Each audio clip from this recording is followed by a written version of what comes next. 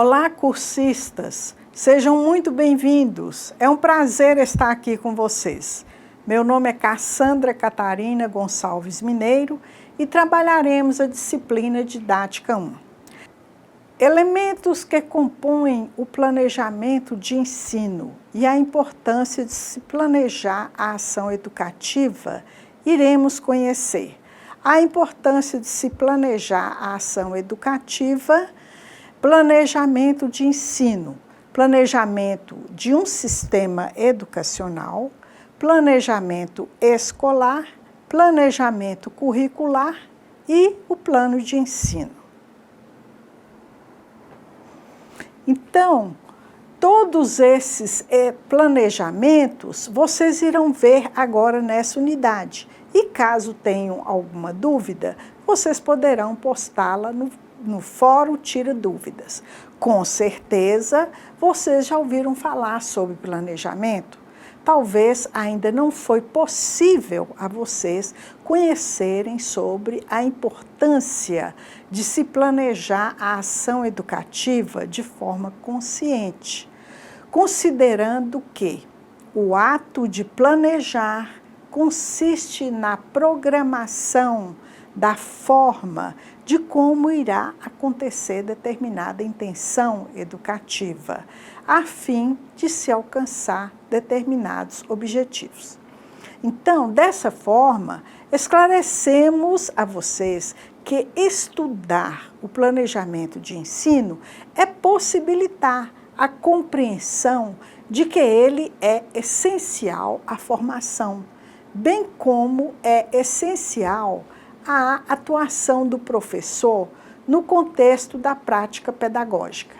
Então, nessa perspectiva, vamos problematizar as condições históricas que produziram a necessidade da prática de planejar o ensino por parte dos professores.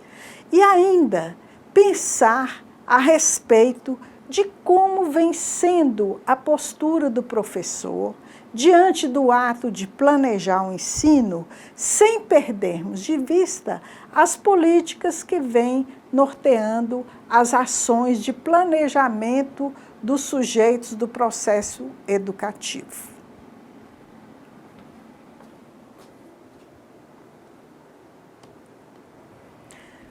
Planejar. Parece-nos que, algumas vezes, a rejeição ao ato de planejar reside no fato de que haja uma ausência de objetivos claros e bem definidos sobre a importância de tal ato. Desse modo, os professores percebem que os planejamentos não passam de exigências da escola ou de certa invenção pedagógica, pelos autores Menengola e Santana, em 1992. Portanto, meus caros acadêmicos e acadêmicas, a nossa intenção é alertar a respeito da importância do ato de planejar o ensino para o alcance dos objetivos almejados. Afinal, você já pensou como poderão ser os resultados de uma ação que não é planejada? Já pensou nas possibilidades dos resultados esperados nunca serem alcançados por meio das ações escolhidas para ir ao encontro deles? É nessa direção que você precisa se conscientizar de que o planejamento de nossas ações, independentemente de quais sejam, deve ser objetivo, simples, possível e funcional. Então, no que se refere ao planejamento educacional, mais especificamente do ensino, deve ser pensado como uma ação política que direciona o caminho para a realização de determinadas intenções que se referem às atribuições do professor, na direção de preparar o homem para o enfrentamento dos problemas encontrados no decorrer da vida, objetivando aprender a viver melhor.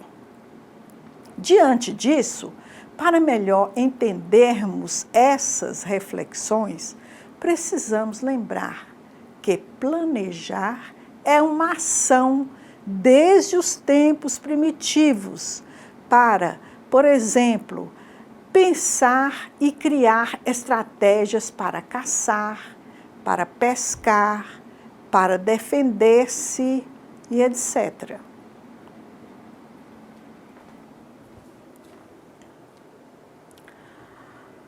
Modelo de planejamento de ensino. Nessa perspectiva, precisamos ter claro que a preocupação maior ao planejar o ensino é com o trabalho docente, para que seja eficiente e eficaz. Tal proposta de planejamento predomina na década de 1960, período em que a educação brasileira é influenciada pela tendência tecnicista, conforme nós já estudamos na unidade 2 desse caderno. Portanto, dando prosseguimento ao nosso estudo, discutiremos sobre a prática de planejar a educação. Nesse momento, se ocupa das preocupações vindas do modelo técnico da educação, que se volta à instrumentalização por meio do treino, para atender aos interesses de uma sociedade que busca o desenvolvimento econômico. Outro modelo de planejamento predominante na realidade educacional brasileira é difundido desde o final da década de 1970, com o objetivo de negar o modelo de planejamento educacional predominantemente anteriormente. Então, dessa forma, lembramos-lhes que a concepção crítica da educação era difundida por meio de debates, de discussões, enfim, de críticas realizadas a respeito da realidade autoritária vivenciada no interior das escolas brasileiras.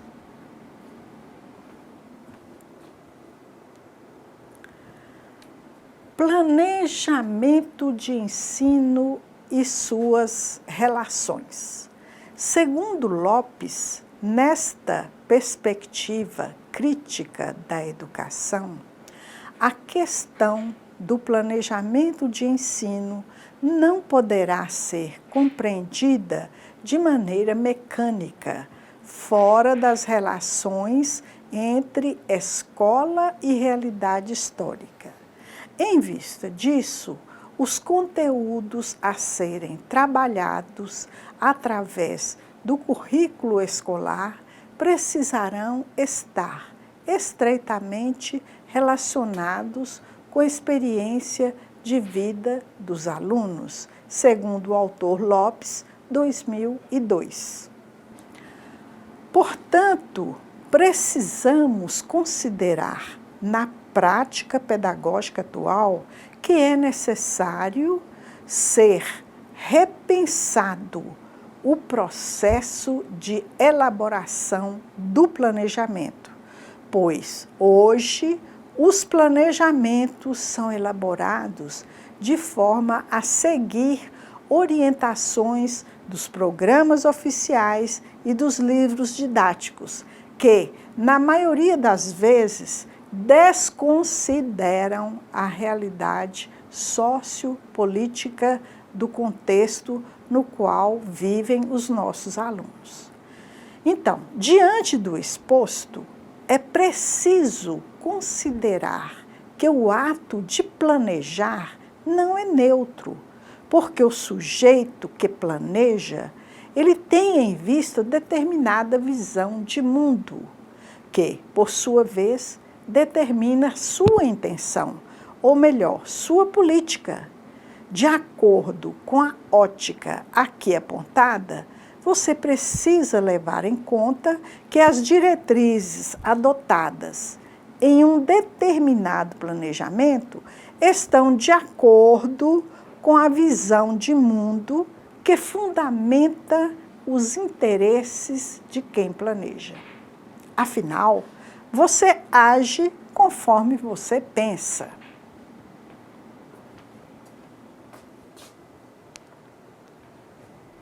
Planejamento histórico crítico social. A partir de meados da década de 80, nas reflexões acerca da elaboração da tendência pedagógica norteada pela pedagogia histórico-crítica, o planejamento educacional não pode ser pensado por um professor, mas sim coletivamente, no interior das escolas, considerando o ambiente sócio-histórico do aluno. Lopes, do ano 2000. Logo, você precisa ter claro que o planejamento educacional, alicerçado em uma ação pedagógica histórico-crítica, é pensado por educadores pesquisadores que defendem a ideia de que é necessário que o professor seja livre em suas ações para administrar a relação educativa que ocorre na sala de aula e no interior da própria escola.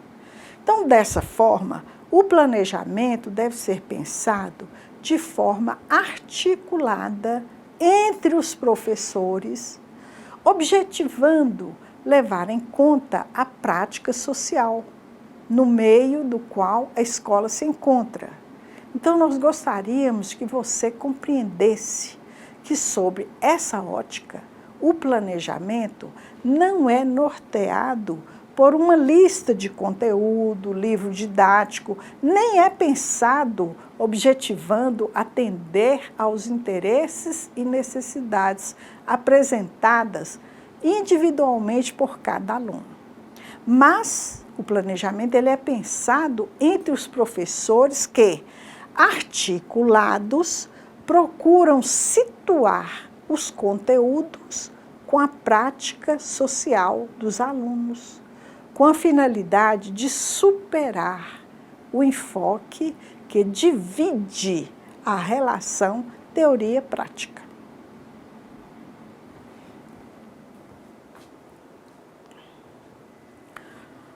Planejamento histórico crítico social. O autor Lopes, no ano 2000, afirma que, no planejamento participativo, não há divisão de trabalho na escola, ou seja, o trabalho de quem pensa e o trabalho de quem faz.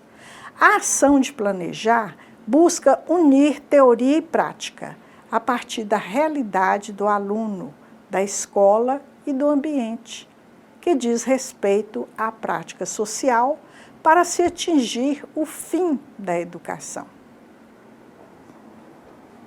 Diante do exposto, faz-se necessário enfatizar que, de acordo com essa tendência à caracterização de momentos ou de etapas no planejamento de ensino, não deverá ser entendida como o desenvolvimento de partes distintas e estanques no processo de elaboração e vivência dele, pois, nessa direção, não é possível compartimentar uma ação que, por sua natureza, ela é contínua, ela é dinâmica, globalizante e participativa. Lembramos a vocês que Lopes, no ano 2000, afirma que um planejamento participativo, ele elimina a divisão de trabalho pedagógico existente na escola, ou seja, o trabalho de quem pensa e o trabalho de quem faz. Não há divisão entre esses dois. Tudo isso porque a ação de planejar deve, primeiro, buscar a unidade entre teoria e prática, a partir da realidade concreta do aluno, a realidade concreta da escola, do ambiente onde a escola se encontra. E isso tudo direcionada ao respeito à prática social, com o objetivo de atingir o fim mais amplo da educação.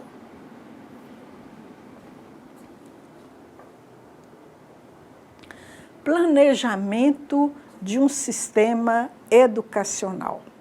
Este planejamento, ele vai definir a política educacional do país, do estado e ou do município. Tem como principal objetivo traçar diretrizes para a educação de acordo com as políticas vigentes em cada época da sociedade, de forma a ditar prioridades e metas, formas de atuação e calcular os custos necessários à realização dessas metas, das metas. Precisamos entender que neste enfoque, o planejamento define a política educacional do país, do estado e ou do município. Então, ela tem como principal objetivo traçar diretrizes para a educação, de acordo com as conveniências das políticas atuais em cada época da sociedade, de forma a fixar as prioridades e as metas, formas de atuação e calcular os custos necessários à realização dessas metas.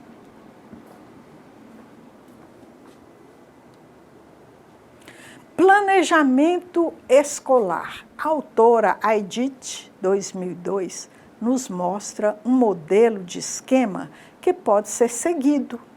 Letra A, sondagem e diagnóstico da realidade da escola para levantar dados atualizados sobre 1. Características da comunidade e da clientela escolar.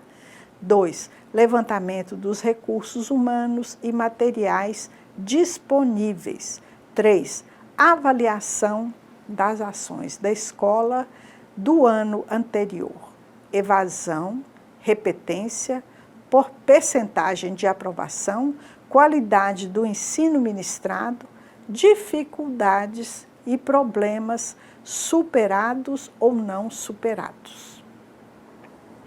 Diante desse quadro, vamos entender que este planejamento escolar demonstra toda a estrutura da escola e sempre é coordenado pela equipe administrativa da escola.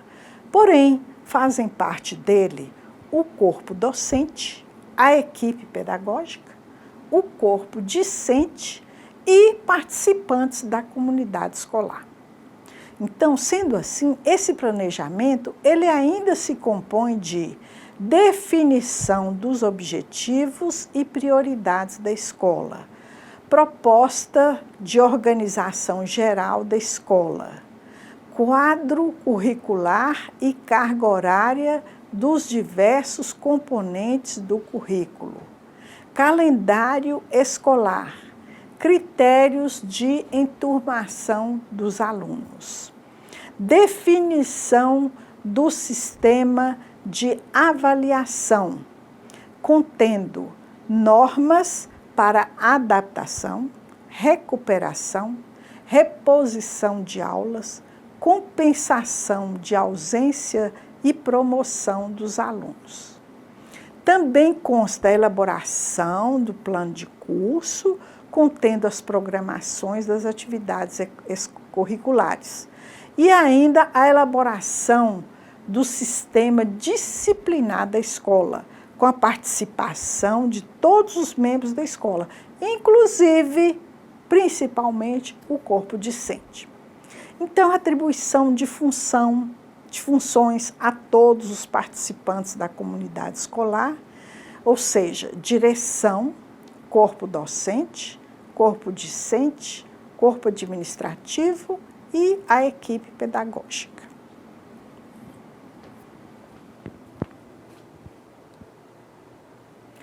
Plano curricular. O plano curricular diz respeito a toda a vida escolar, já que não se entende por currículo apenas o conteúdo das áreas do conhecimento da escola, mas a própria dinâmica da ação escolar.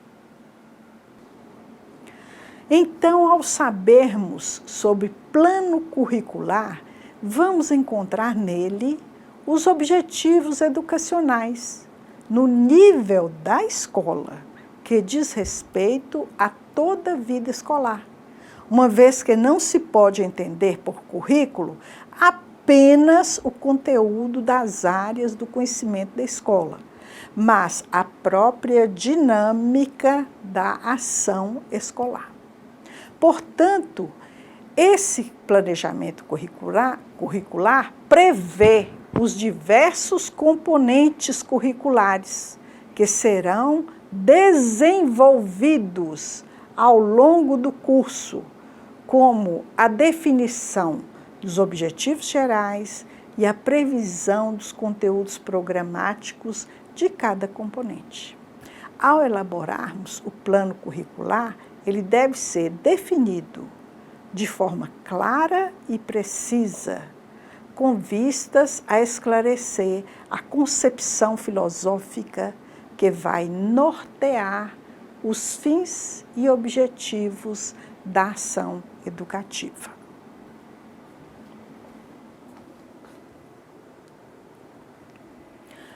Plano de ensino.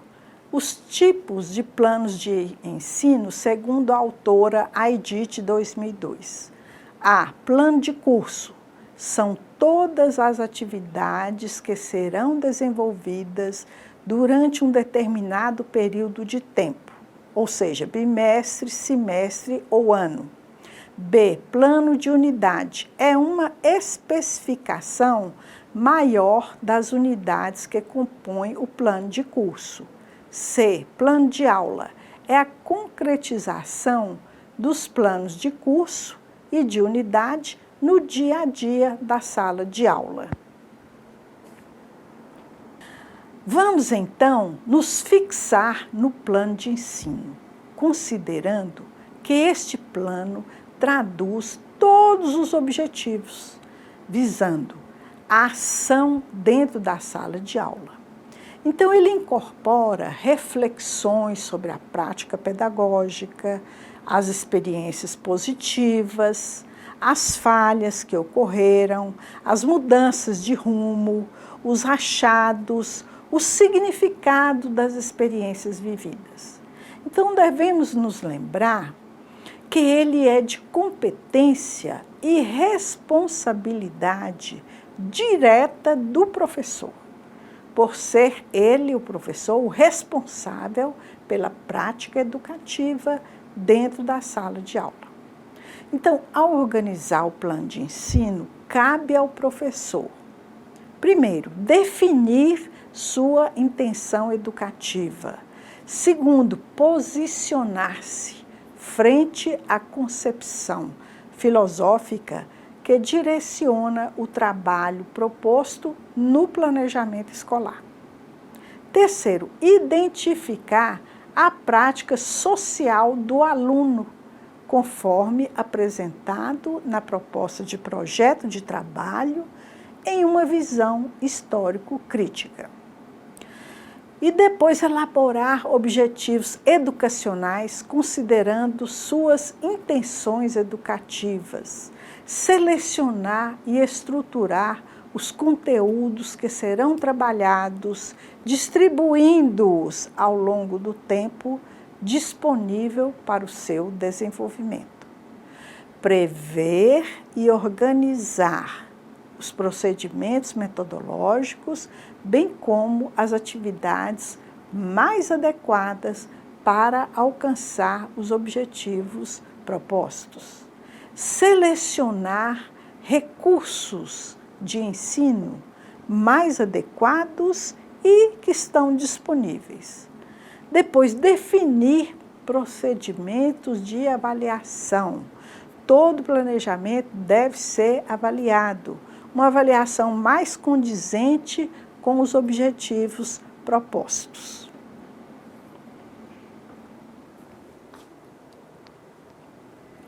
Agora nós vamos ver as características dos planos de ensino.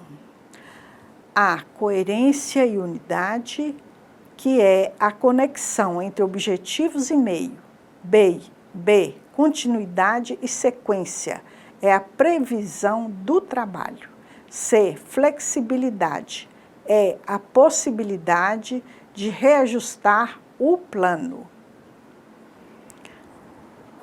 Diante disso que nós vimos, para melhor conhecermos sobre o plano de ensino, torna-se necessário verificarmos sobre suas características, para que assim possamos utilizá-lo melhor no nosso dia a dia. Então, além das características A, B e C apresentadas, vamos conhecer outras também que fazem parte dessas características, que são a objetividade e funcionalidade, os conhecimentos trabalhados que devem atender aos interesses e necessidades dos alunos, precisão e clareza, que deve apresentar nesses planejamentos uma linguagem simples e clara. Então, é bom lembrarmos que o planejamento de ensino não deve ser apenas uma formalidade, que vise apenas a elaboração de um plano vazio, sem sentido, para satisfazer a uma exigência burocrática. Assim, a elaboração de um plano de ensino envolve objetivos, conteúdos, procedimentos didáticos, recursos de ensino e avaliação, os quais serão detalhados mais nos próximos itens.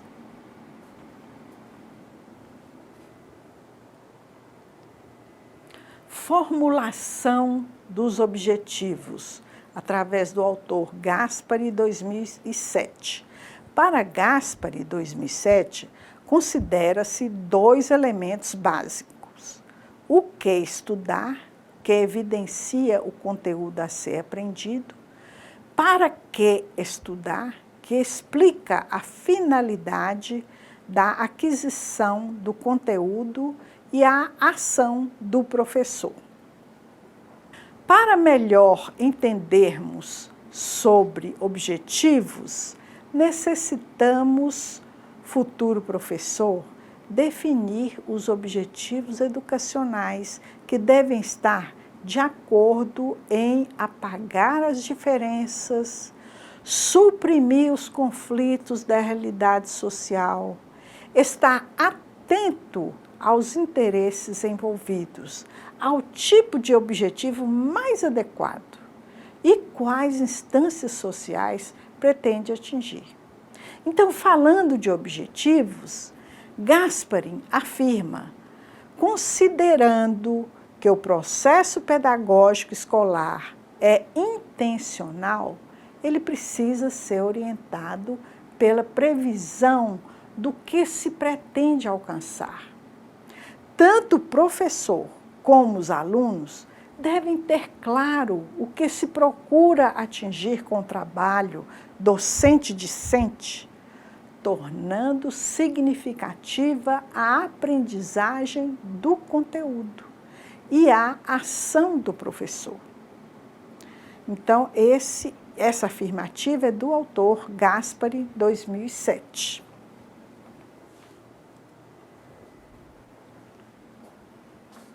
Classificação dos objetivos. Nós temos 2 tipos de objetivos, o geral e os específicos. O geral apresenta aos alunos a perspectiva do que se espera deles ao término do estudo, da unidade ou do projeto de trabalho. Os objetivos específicos apresentam aos alunos a perspectiva do que se espera deles ao término de cada atividade ou ação realizada no estudo de uma unidade ou de um projeto de trabalho. Então, ao lidarmos com o objetivo geral, buscamos mostrar o conteúdo a ser estudado, mas de uma forma geral, em diversas dimensões, a fim de adquirir um novo conceito e uma consciência crítica sobre o tema, assumindo, assim, um compromisso efetivo de uso adequado do assunto. Ao passo que os objetivos específicos vão detalhar mais o alcance do assunto, considerando que não tem abrangência total. E sua finalidade é justamente seguir em várias direções, buscando o saber através de analisar, aplicar, verificar, entender e conhecer. Podem ser tantos quantos forem necessários para realizar o objetivo geral proposto.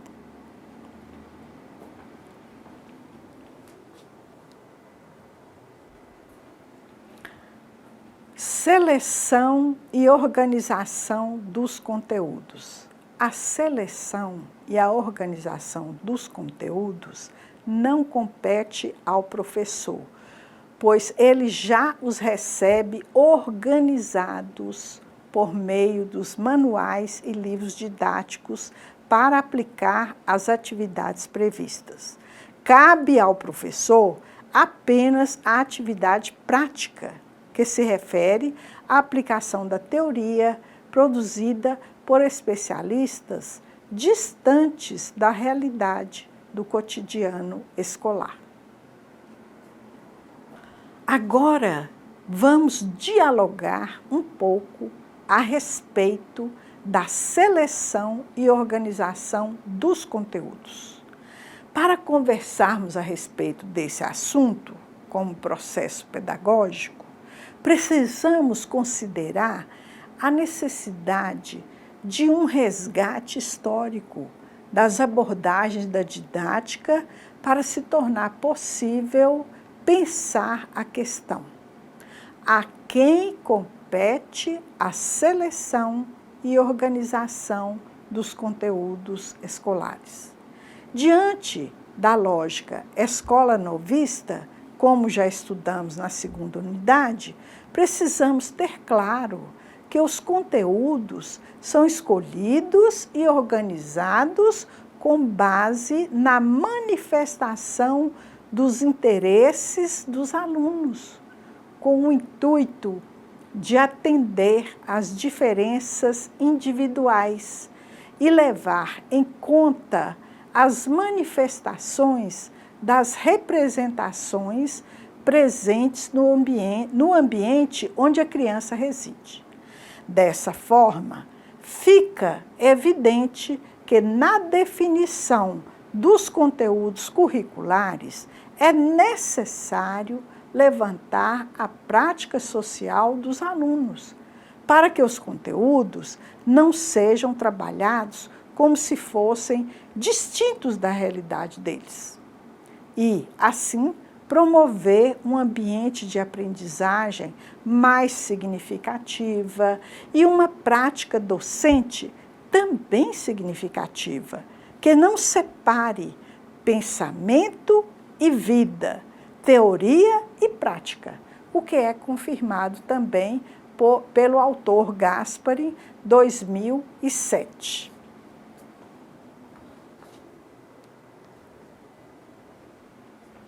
Métodos de ensino. Todas as dinâmicas de grupo, métodos também didático-pedagógicos, exposição dialogada, leitura de mundo, leitura orientada de textos selecionados, trabalhos em grupo, pesquisas sobre o tema, seminário, entrevistas, palestras, análise de vídeos e outros também, né? Bom, é a partir desses critérios que se estabelece o como ensinar, isto é, que se definem as formas de intervenção na sala de aula, para ajudar o aluno no processo de reconstrução do conhecimento. Alertamos ainda que estamos de acordo com Gaspari quando esse autor chama a nossa atenção para as técnicas convencionais de ensino que existem há muito tempo e que são de grande importância para a mediação pedagógica. São processos ativos que possibilitam o contato entre o conteúdo e os alunos na realização da aprendizagem. Então, nesse momento, o que conta é a capacidade do professor selecionar procedimentos mais eficientes que vão provocar o interesse do aluno em participar das atividades propostas.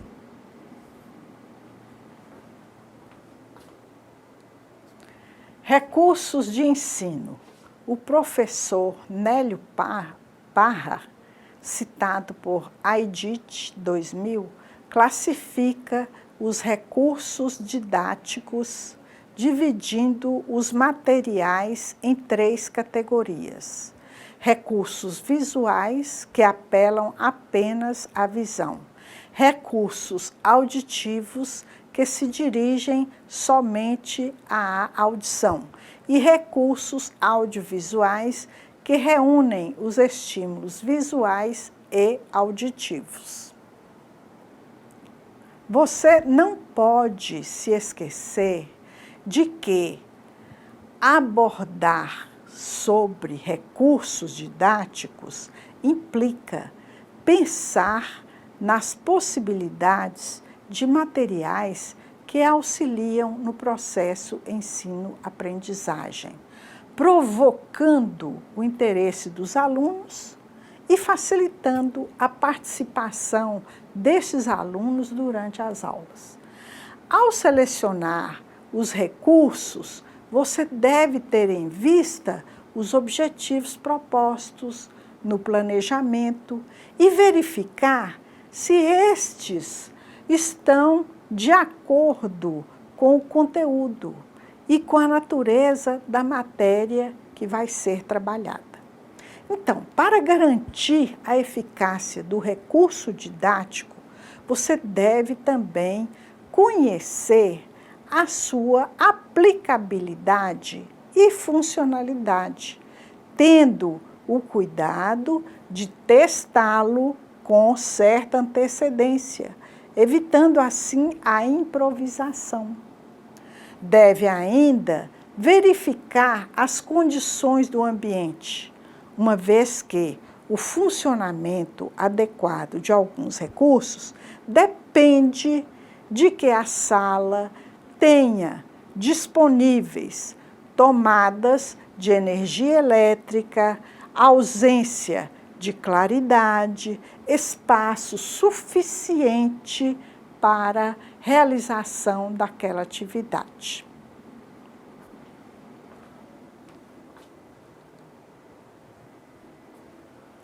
Avaliação da aprendizagem. Segundo o autor Lopes 2000, afirma que a avaliação não faz sentido ser um processo classificatório dos resultados de ensino, que a avaliação deverá ter o caráter de acompanhamento do processo, sem preocupação com a verificação da quantidade de conteúdos aprendidos, mas tão somente com a qualidade da reelaboração e produção de conhecimentos por cada aluno.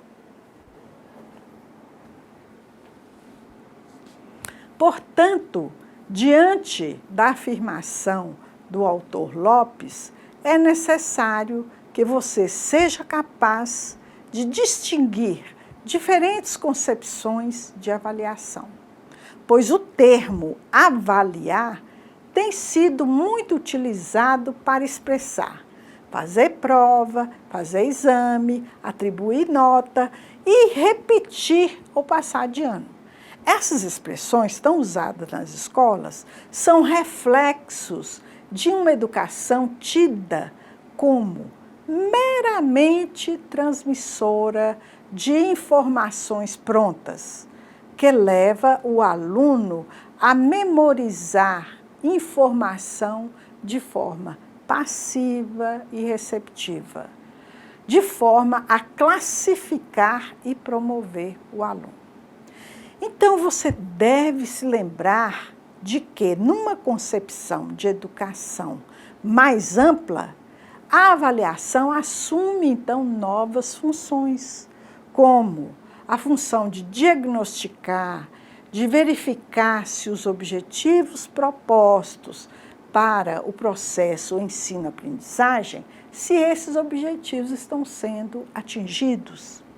E passa também a verificar o progresso do aluno, pois nessa avaliação, permite que ele tome consciência de seus avanços e de suas dificuldades em todo o processo de aprendizagem.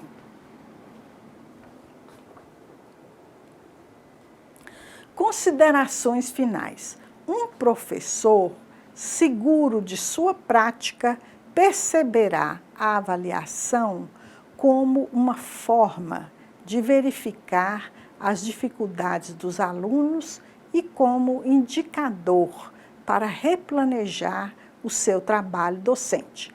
Assim, proporciona ao aluno oportunidades de crescimento e ao próprio professor aperfeiçoamento na sua prática pedagógica. Então, nestas considerações finais, abordamos apenas a avaliação por percebermos ser o item mais questionado nas escolas e onde se percebe muitas vezes que o professor não se sente seguro ao avaliar os seus alunos, podendo inclusive ocorrer falhas e, em algumas situações, ocorrer injustiça por parte do professor.